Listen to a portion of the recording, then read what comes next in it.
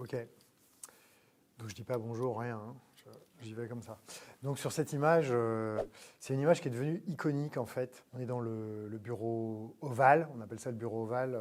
C'est le bureau du président des États-Unis d'Amérique, dans un bâtiment qui s'appelle la Maison Blanche, qui est la présidence des États-Unis. Ça, c'est vraiment le bureau du président. Vous pouvez voir ça dans des séries qui elles-mêmes sont devenues iconiques, comme justement West Wing à la Maison Blanche ou House of Cards, par exemple. Voilà. Donc là, on est le 28 février 2025. On est donc à peine un mois après l'entrée en fonction pour son deuxième mandat, son retour au pouvoir du président Trump, qui est donc au milieu avec sa cravate rouge inénarrable, qui est un peu son objet fétiche, qui fait qu'on le reconnaît partout où il passe. Donc à sa gauche, il y a son vice-président, le vice-président des États-Unis, dont on voit qu'il est beaucoup plus jeune que lui. Hein. Trump a quasiment 80 ans.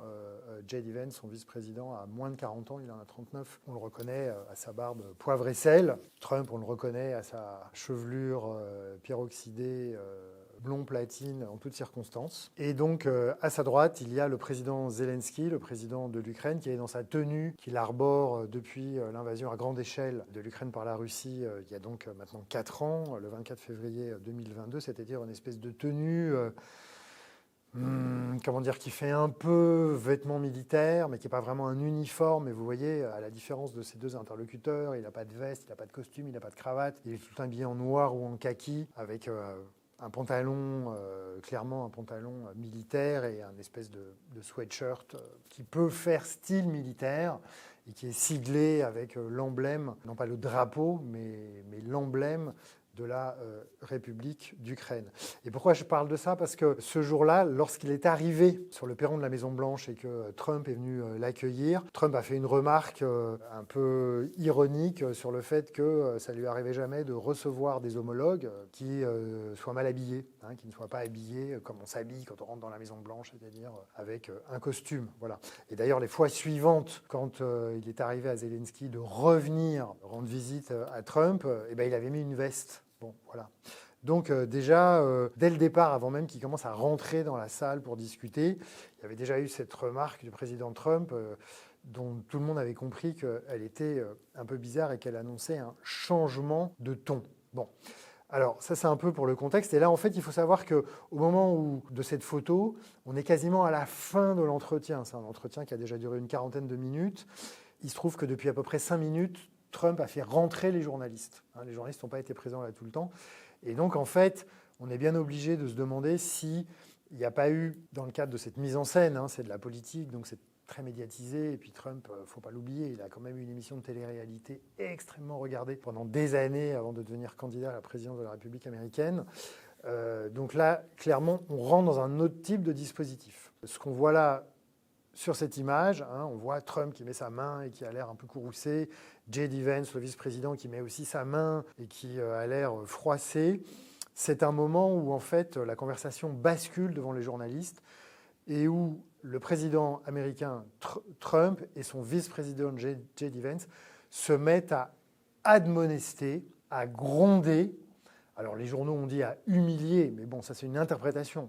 C'est-à-dire qu'ils se mettent à critiquer vertement le président Zelensky en lui disant que l'attitude qui est la sienne et que les propos qui sont les siens depuis 2 minutes, ça ne se fait pas. On ne parle pas comme ça au président américain. Mr. President, with respect, I think it's disrespectful for you to come into the Oval Office and try to litigate this in front of the American media. On ne vient pas critiquer l'administration américaine lorsqu'on est dans le bureau ovale à la Maison-Blanche, qui plus est, ajoute-t-il, devant la presse américaine et mondiale. Alors que c'est eux qui ont fait rentrer la presse. Voilà. Le président Zelensky essayait de dire... alors évidemment, il ne parle pas anglais aussi bien que ses interlocuteurs. Et en plus, il se trouve que, je sais pas, bon, le président Macron, par exemple, on s'en est rendu compte, il a un accent très Frenchy, mais il a un anglais qui est vraiment fluide. Bon, ben, le président Zelensky, on sent que... la maîtrise de l'anglais, c'est pas quelque chose d'évident pour lui, même s'il fait beaucoup de progrès. Et donc, il n'a pas forcément un vocabulaire hyper précis. Et donc là, il a essayé de dire, mais vous savez, en fait, Poutine ne joue pas le jeu. Quand on passe des accords ensemble, il ne respecte pas les accords diplomatiques qu'on passe ensemble, notamment quand il s'agit des échanges de prisonniers. Et donc, il s'est tourné vers J.D. Vance, qui était intervenu, et lui a dit, JD, il l'a appelé comme ça par son prénom, mais là, il y avait tous les journalistes. Mais tu penses à quel type de diplomatie? What kind of diplomacy, JD, you are speaking about? What do you mean?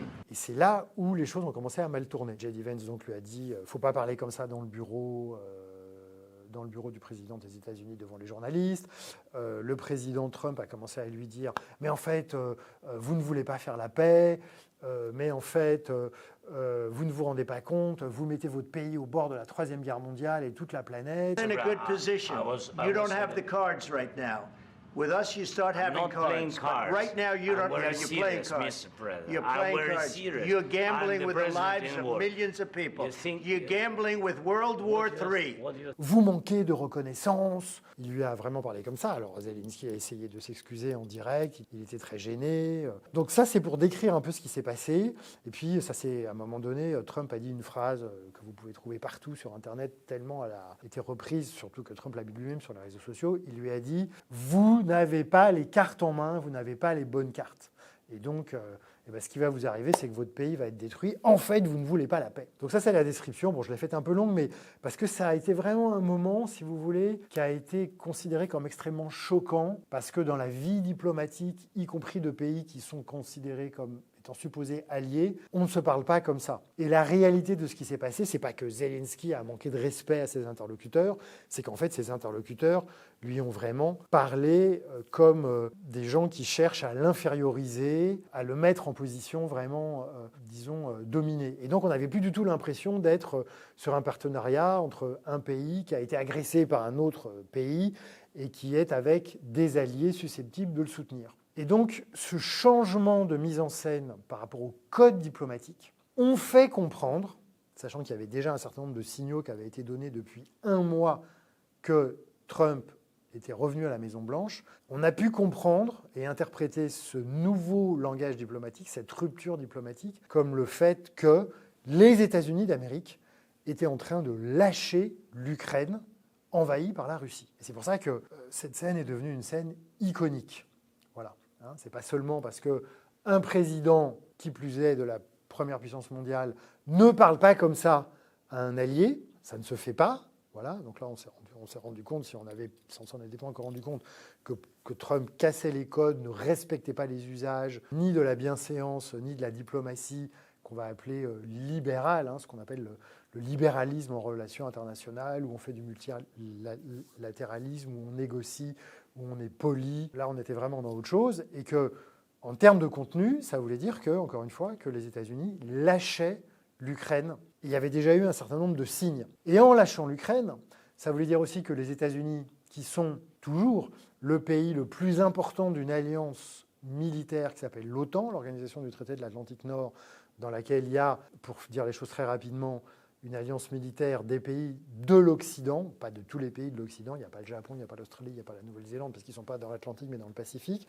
Mais disons, voilà, une alliance très importante qui est née au début de la guerre froide, en 1949, où vous avez tous les Européens, la Turquie, le Canada et les États-Unis d'Amérique, dans une alliance militaire qui dit, si jamais l'un d'entre nous est agressé, alors à l'époque par un pays du camp de l'Union soviétique, donc l'Union soviétique elle-même potentiellement, eh bien tous les autres le défendront. C'est le fameux article 5 de l'OTAN. Et il se trouve que l'Ukraine est candidate pour entrer dans l'OTAN, comme elle est candidate pour entrer dans l'Union européenne. Donc là, tout d'un coup, il y avait un signal diplomatique extrêmement clair en termes de langage à la fois corporel et sémantique, dans l'ordre discursif, comme on dit. Il y avait un signal extrêmement clair et très, très surprenant, très même médusant, si vous voulez, pour tout un tas de gens, que, un, les États-Unis ne soutenaient plus l'Ukraine, et deux, qu'ils se dissociaient complètement des Européens, puisque les Européens ont une ligne diplomatique extrêmement forte depuis 4 ans que l'Ukraine a été envahie à grande échelle, qui est de soutenir l'Ukraine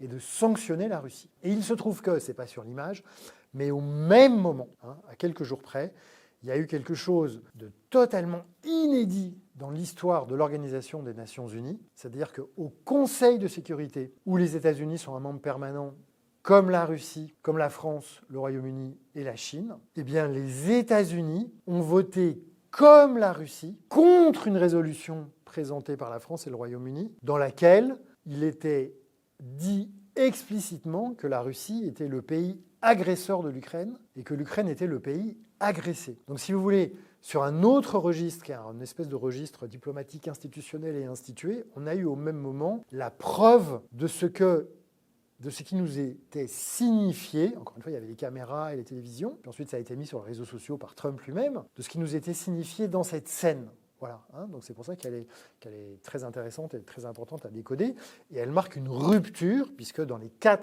à l'époque donc dans les 3 années précédentes, puisque c'était il y a 1 an, la politique américaine du temps de Joe Biden, le prédécesseur de Trump, était de soutenir l'Ukraine et de sanctionner la Russie. Et depuis que Trump est revenu au pouvoir, les États-Unis ont cessé de soutenir l'Ukraine. Mais quand je dis cesser, c'est à prendre au sens propre. Les États-Unis n'envoient plus d'armes à l'Ukraine. C'est-à-dire que ce qui avait été engagé sous l'administration Biden a fini d'être envoyé parce qu'il y a une continuité de l'État. Mais depuis que Trump, Vance et Rubio, qui est leur secrétaire d'État, et Exet, qui est leur ministre de la Défense, sont des secrétaires d'État à la Défense, sont revenus au pouvoir avec la majorité MAGA, Make America Great Again, il n'y a plus un seul crédit d'aide à l'Ukraine qui a été voté par le Congrès américain à majorité MAGA. C'est terminé. Et en plus, cette administration est un peu perverse ou vicieuse, puisqu'elle autorise les Européens ou les autres, les Australiens, les Néo-Zélandais, il y a à peu près 40 pays qui aident l'Ukraine dans le monde, à acheter du matériel militaire américain pour l'envoyer à l'Ukraine. Et donc ils disent, vous voyez, on n'est pas contre à ce que du matériel américain soit envoyé à l'Ukraine. Mais c'est un peu pervers. Ils disent, OK, on est d'accord, mais seulement si vous nous l'achetez. Nous, on vous autorise, 1, à l'acheter et 2, à l'envoyer. Parce que dans les relations internationales, dans le droit du commerce militaire, il n'est pas rare qu'un pays qui vend du matériel conserve un espèce de droit de regard sur l'utilisation qui est faite du matériel qu'il a vendu par le pays auquel il l'a vendu. Vous voyez, donc c'est même assez pervers parce que du coup les Américains disent vous voyez, on n'a pas complètement cessé d'aider l'Ukraine, alors qu'en vérité oui, ils le font pour faire des affaires sur le dos de l'aide aux Ukrainiens. Voilà. Et dans l'intervalle, ça c'est venu après, on en a eu la confirmation. Il y a eu un grand sommet bilatéral dans la ville d'Anchorage, qui est la capitale de l'État fédéré d'Alaska, qui est donc dans le Grand Nord américain. L'Alaska, qui est cette partie des États-Unis qui est au nord du Canada et qui fait face, qui est séparée de la Russie juste par le détroit de Bering, d'accord ? Et là, en déroulant au sens littéral le tapis rouge, Trump a reçu pour un sommet bilatéral Poutine, alors que Poutine est sous le coup d'une inculpation de crimes contre l'humanité et de crimes de guerre par la Cour de justice internationale. Donc voilà, c'est un tribunal de l'ONU, donc normalement, vous n'êtes pas censé recevoir Poutine si vous respectez la justice internationale. Donc là, on a eu une preuve supplémentaire qu'en relations internationales, Trump est vraiment un illibéral. Il ne respecte pas le droit international. Et donc, en fait, que fait Trump depuis son retour en janvier 2025 ? C'est qu'il épouse le narratif ukrainien et de Poutine, et que lui, il dit « Moi, ce que je veux, c'est qu'il y ait la paix pour qu'on arrête les morts. » Voilà, c'est ça sa doxa. C'est tout, c'est ça son objectif. Et donc si pour faire la paix, il faut qu'elle se fasse aux conditions des Russes, du pays agresseur et de Poutine, ça ne lui pose aucun problème. Donc il y a tout ça derrière cette image, et donc on est clairement rentré dans une nouvelle ère où vous avez à la fois un nouvel axe Russie-États-Unis, qui est donc une rupture complète par rapport à 80 années de relations internationales, où vous avez un schisme au sein de l'Occident, puisque les États-Unis se détachent du reste de l'Occident et de l'Alliance Atlantique, qui donc d'une certaine manière est devenue extrêmement précaire et dont on ne peut plus dire qu'elle existe, puisque les dirigeants américains ont dit à de nombreuses reprises aux Européens, pour votre défense conventionnelle, débrouillez-vous sans nous, même si les militaires continuent à travailler ensemble dans le cadre de l'OTAN. Et enfin, troisièmement, parce qu'on voit avec cette image que vous avez également une rupture dans les usages et dans la grammaire diplomatique, puisque Trump finalement fait de la télé-réalité quand il est censé faire de la diplomatie. Voilà pourquoi cette image est devenue iconique, et voilà pourquoi, alors qu'on est la semaine du tragique et affreusement triste 4e anniversaire de l'invasion de l'Ukraine à grande échelle par la Russie, Ukraine qui résiste extrêmement courageusement, et maintenant elle résiste sans l'aide des Américains. Voilà. Sciences Po.